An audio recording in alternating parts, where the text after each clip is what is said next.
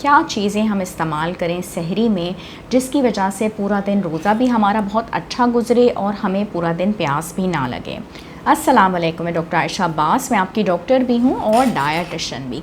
कोशिश हमें ये करनी चाहिए कि दूध और दूध से बनी हुई अशिया का इस्तेमाल, जैसे कि कुछ स्वीट डिशेस होती हैं, खीर हो गई, सवैयाँ हो गई, रस मलाई हो गई, इसका इस्तेमाल हम सुबह सहरी के टाइम पे कर लें। ज़्यादा से ज़्यादा कोशिश ये करनी चाहिए है कि मिर्च मसाले वाली अशिया या जिन चीज़ों में नमक का इस्तेमाल बहुत ज़्यादा होता है उसका इस्तेमाल हम सुबह सहरी में ना करें, क्योंकि उसकी वजह से हमें प्यास भी बहुत ज़्यादा लगती है।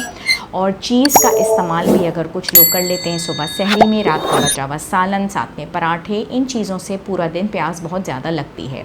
अगर सुबह सहरी के दौरान आप दूध का इस्तेमाल करते हैं, दही का इस्तेमाल करते हैं, साथ में थोड़ा सा शहद, केला आपने ले लिया, शामी कबाब अगर आप लें मगर बेक करें या ग्रिल करें, और साथ में आपने ड्राई चिकन ले लिया ब्राउन ब्रेड के साथ, आप कभी के बार ये भी कर सकते हैं कि आप ओट्स का सीरियल ले लें, तो ये चीज़ें आपके ब्लड शुगर लेवल्स को भी कंट्रोल रखती हैं और सहरी का टाइम आपका बहुत अच्छा गुजर जाता है।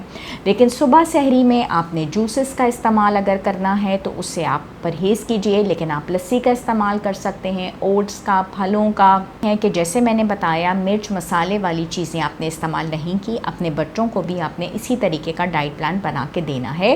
फल का इस्तेमाल करना बहुत ज़रूरी है, वरना आप कब्ज़ का शिकार हो जाएंगे। और साथ ही साथ आप कोशिश करें कि कुछ ना कुछ नट्स का इस्तेमाल सुबह सहरी में करें, जैसे कि बादाम हैं, किशमिश हैं, अखरोट हैं।